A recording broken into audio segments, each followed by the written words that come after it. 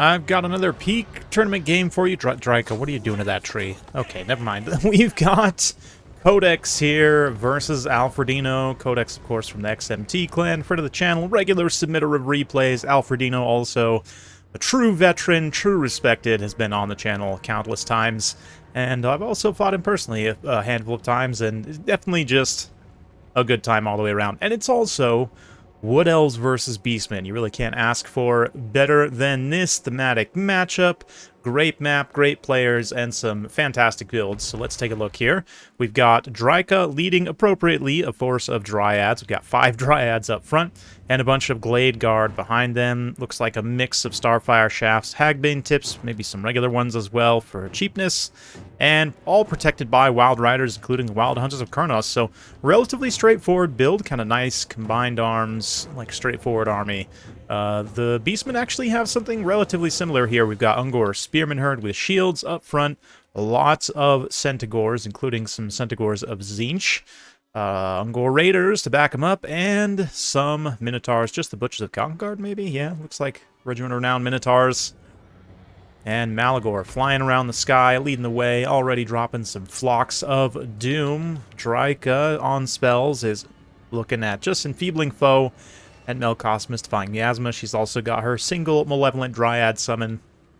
So we'll have to keep our eyes out for that. Right now, Codex moving up his Wood Elves here as Alfredino also decides how he's going to engage. Keep in mind, all these Ungors are currently hidden from the Wood Elves, so all they see is just this Minotaur standing out by itself, which is certainly suspicious. And of course, the Centigor is starting to flank around the edges a little bit here.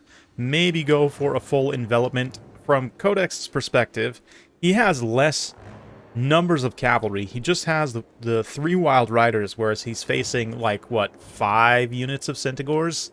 6 units of Centigors? So he's going to have to be very careful in not overextending his cavalry and getting caught by the Beastmen's superior numbers. Of course, as soon as I say that, one Wild Rider is going to come forward and try and take this objective here. They're going to get peppered a little bit by some Ungor Raiders. Quickly pull back. Do not take too much more free damage. This, of course, all from the Faction Master Tournament. If you have been living under a rock, or if this is your first video of mine that you've ever seen, this is an ongoing Total War Warhammer 3 multiplayer tournament that in each game, after a player uses a certain faction, they cannot use that faction again. So we're in round 2 now with these 2 players, and they both would have used a couple of factions at minimum, 2 to 3 factions on the previous round. So nice to see it. We've gotten some really excellent matchups so far from this tournament. I actually have to say I'm a pretty big fan of the format. I may end up hosting some tournaments in this format myself in the future. I really like the sort of faction selection metagame kind of that goes on, especially in the early rounds. Like, do you risk losing, or do you risk, you know, using a faction that you're not as good with, so you have better factions later on, but then if you lose, you don't get a chance to even use those. So get a nice cavalry clash here on the side. You can see the Wild Riders actually managed to double up here, and then the archers kind of turning and shooting as they're being compromised. We'll keep a nice wide view here as these Wild Riders try and get to Wild Hunters of Kurnos. So actually, Codex kind of keeping his Wild Riders grouped up right now is going to end up playing pretty well. Both the Centigors kind of overblobbing a little bit in here as well, which means that the other Centigors, I mean, they do land in a couple of places, but Codex does a great job turning and shooting with his Glade Guard. They're in a little bit of a blockier formation, so they can turn and shoot that much slightly faster. Keep in mind, this does give plenty of opportunity for the Ungor Raiders to move in and shoot, but I mean, 1v1, the Dryads will definitely beat the Ungor Spearman Herds. The Butchers of Calcangard are a little bit of a different story. They crash through here in the center, immediately getting onto some of those Glade Guard. But yeah, pretty quickly the Wild Riders managed to beat back the Centigors, win pretty decisively in that cavalry engagement, and just like that, I mean, very quickly that it happens, Wood Elves have a little bit of a mobility advantage, at least once they chase some of these units off. Definitely don't want those Centigors coming back, especially in the later stages of the game, when they have perfect vigor from their rowdy passive and everything else is getting exhausted. Supposed to have a few Centigors hanging around here, but they've definitely taken some pretty serious damage. Butchers of Calcangard will have to do some fairly heavy lifting, but they are, of course, pretty potent unit themselves. Wild Hunters of Kurnos look to be trying to close in on them here. They don't have too much support in melee, so they're kind of at risk of just eating this charge here.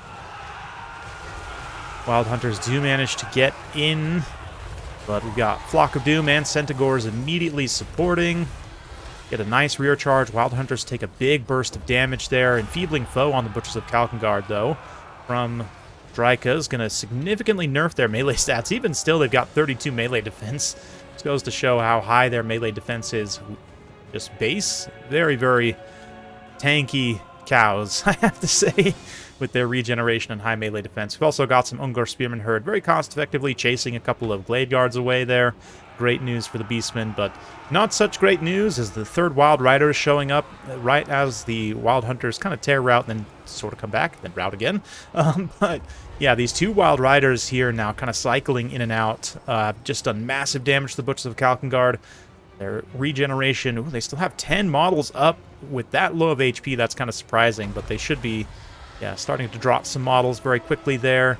Another Flock of Doom's going to do some pretty efficient damage from Malagor.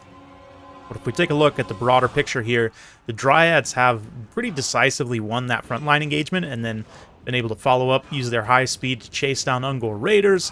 Absolutely feast on value. The Malevolent Dryads, of course, they have, what, Frenzy? Their summon timer's about to run out anyway, but they even definitely assisting in this, getting some pretty good damage there.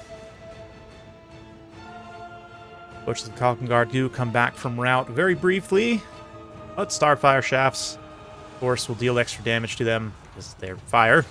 And that standard regeneration trait does give a weakness to fire. As one cow goes down, they still manage to make contact there on the charge.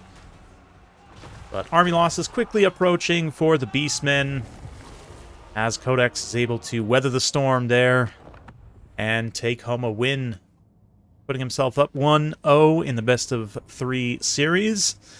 And definitely a fun one for sure. I love the thematics of this army. I mean, it's pretty peak here with Dryads. You know, led by Dryka. I guess you've got lots of glamored elves as well. Does she technically even have access to Wild Riders? Let's not get too caught up on that. The Wild Riders did... Oh, 4 of them. Sorry, I must have missed the 4th. But yeah, all 4 of them basically pay for themselves. I mean, yeah. Wild Hunters of Kurnos in particular, 1,600 gold value, 12,000 damage dealt, 153 kills as well for this Wild Rider. Definitely helping clean up that infantry engagement, so... Pretty good stuff all the way around. Even some of the Glade Guard, although they had a lot of mobility, you know, and other things trying to hunt them down, were able to hang in the fight and get some pretty good value as well. Alfredino's side, the Centaurs just losing out on multiple engagements was pretty tough.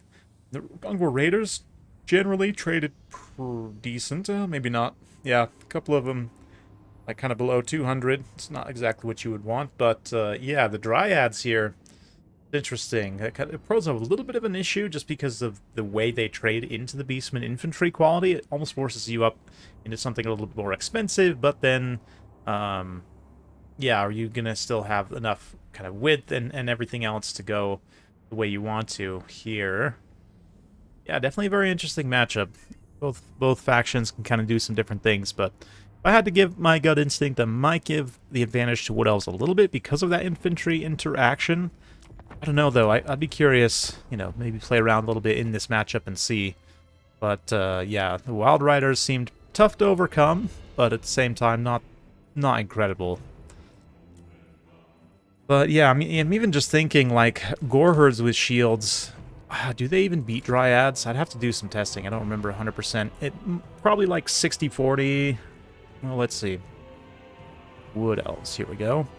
So, Dryads, they're pretty similarly, exactly the same cost, actually. Gore Herds have more melee defense, and they do have shields, but they're kind of worse all the way around outside of it. I mean, granted, part of their stats are going to be, you know, having Primal Fury, especially if it's early on in the fight.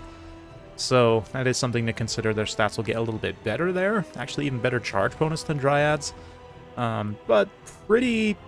Other than the health, okay, so this is one very important thing to pay attention to.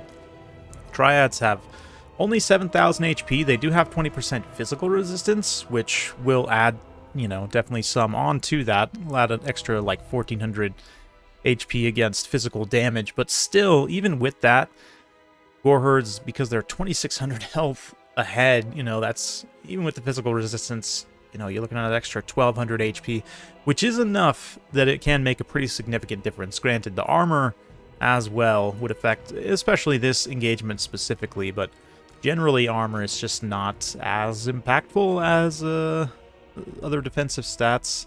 I mean, it depends on what you're facing, but yeah, I don't know. Given these two, the Gores also have more unit models.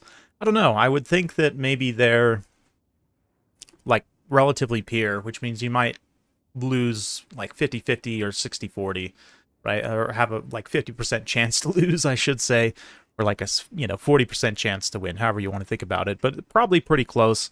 So yeah, I mean, given that, it's a little bit tough to even justify spending on them, especially when you want to be taking so many other mobility units. But yeah, it'll be interesting. Be interesting to see maybe some games of this matchup in the future. Maybe I'll get a chance to play some. But for now, that's all I have. Thank you so much for watching. We will see you next time.